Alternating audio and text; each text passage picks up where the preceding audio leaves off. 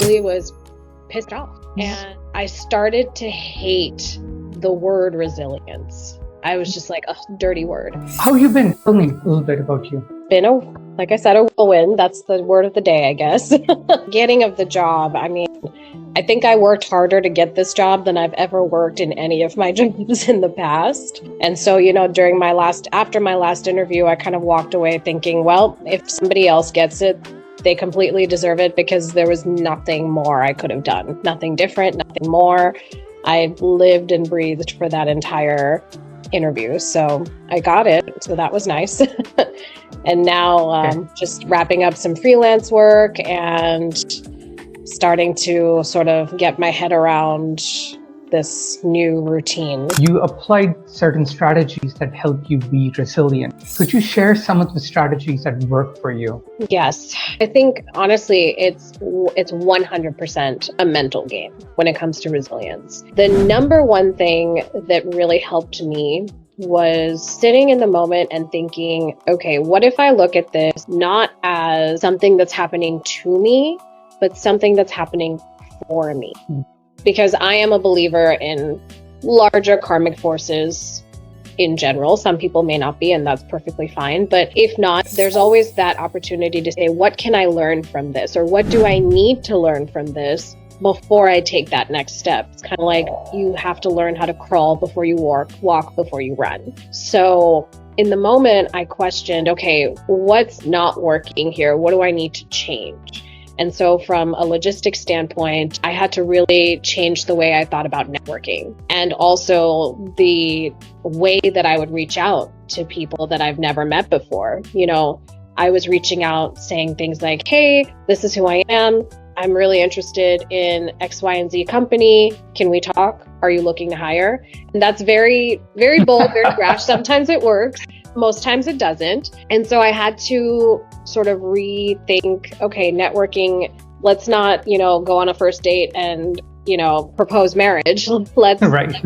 Let's be patient, let's take a step back. So say turning that script into something along the lines of, I'm a follower of your work. I recently saw you spoke in this article or attended this conference or won this award, and then ask some questions about them and really treat networking as a conversation and a mutually beneficial relationship as opposed to gimme. So that's a big shift from a logistical standpoint. From a mental standpoint, for the longest time, I was, hi, I'm Sabrina Medora. I'm a food writer. That's just what it was. That was my life. Now, it's different. And I had to sit down and say, who am I if I'm not a food writer? Do I want to do this? What do I love about food writing versus what stresses me out? On an even more deeper level, why do I have this sense of needing approval or admiration from others? So could I write and not publish? Would that fulfill me? And if not, why? Physical health.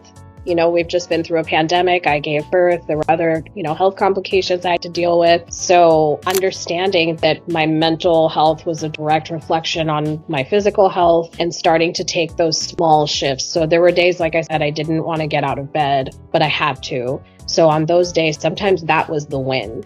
I got up and I brushed my teeth. I got up and I took a shower and I was there for my baby. But other times it was, I'm going to do a 10-minute workout, just 10 minutes. And, in your mind, you're like, what does 10 minutes do? But I broke a sweat in 10 minutes, quick 10 minutes strength training, quick 10 minutes of yoga or Pilates kind of helps your mind. So just those small shifts of what do I need to discover about myself? What do I need to shift in terms of my approach, my career strategy, and then just the patience to take it one day at a time. And I mean, like I said, I was lucky. I had support, financial and emotional, and I know so many don't. And it's harder to have the patience then because you're just thinking, I need to pay my bills. You can take the same 5 minutes in a day and panic, or do something for yourself, like stretch, do 5 minutes of yoga, take a breath, go on a walk around the block, recenter, and then think, okay, what is in my control that I can work on right now? And that's the other thing, right? Focus on what you can control. It's such a cliche, but it's so true. Focus on what you can control, because that's all you can do. I think you brought up like two really important points. What I'm hearing is that in your darkest times, you learned how to change your state to get some momentum, even a little bit of momentum, like the exercise and the yoga. I think that's a really important message that most people don't realize, that they have the power to change their mindset by just changing their physical state. And once you start learning how to do that, really it makes you more productive. It really changes your thought process. Yeah. And then what I'm hearing is that you just kept getting back up. That is the very crux of resilience. No matter what it was, some days you were great, some days weren't so great, but you just kept getting back up and fighting. And that's commendable.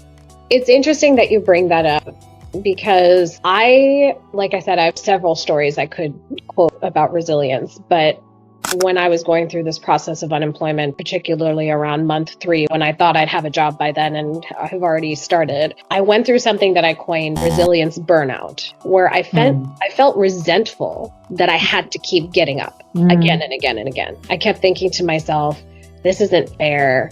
Why do I have to keep starting over? And why can't things just go smoothly for a while? Like, why do I need to keep going through this? And I was really angry. I really was pissed off. And I started to hate the word resilience. I was just like, a dirty word. And I ended up watching this incredible talk by an entrepreneur called Jeremy Kopec. And he helped me to shift my understanding from what I thought resilience was to what resilience actually is. And here's another, moment of learning. Take the phrase hitting a wall. We've all heard that. We've all said that. I think that when someone hits a wall, there's 2 options to deal with it, or 3 really. Option 1, the easiest, is just lie there and wait for something else to take the wall away. Option 2, which is what I thought resilience was to keep getting up and trying and trying and trying. But to me, it's like, that is, I'm going to run headfirst into the wall and fall down and get back up, and run headfirst into the wall, fall down, get back up. And that's what I hated. I was like, I'm so tired of running headfirst into this damn wall trying to knock it over. That's not resilience. That is persistence. When you keep trying to do something over and over again. Resilience is taking a step back from the wall, examining it, look at how tall it is, how wide it is. Is there a way around it? Is there a small crack that I can knock on to make it bigger? Is there a door handle that I'm not seeing? That's resilience. Resilience is taking a step back, taking rest if you need to, getting curious, looking for the weak points. You see the difference? Resilience requires rest. It requires mental focus, and it requires that you really prioritize what works best for you. Yeah. Persistence is when you're blindly fighting. Resilience is when you step back, take care of yourself, and then look at the problem to see what other solutions there might be. And so when you shift your thinking, you're saying needs a growth mindset. Yes. You need to be in tip-top shape to address the problem physically, mentally, emotionally. So give yourself that permission to rest. Like I said, there were days where I didn't know how I was going to pay my share of the bills. I could have spent, and I have spent, hours of those days worrying myself physically sick, giving myself stomach aches, headaches, not sleeping at night, just worrying in the mind. And then at the same time, there have been days where I still have that same worry, but instead I told myself, okay, this worry's here. I'm going to put it right over here, and I'm just going to go exercise for 10 minutes. So I'm going to do a heavy strength training. I'm going to sweat it out. Then I'm just going to take a shower, wash it all away. And then I'm going to sit and I'm going to look at the problem and say, okay, what can I do right now? There's just one is persistence, the worrying, the hitting your head against the wall. The other is resilience, taking care of yourself, giving yourself that break, and then stepping back to move forward. That's what I think when I think of resilience. I love it. Yep. That's a mic drop, because the difference between persistence and resilience, and this is why I believe that you gave a structured, tangible, descriptive way to know the difference and know what to do versus what not to do.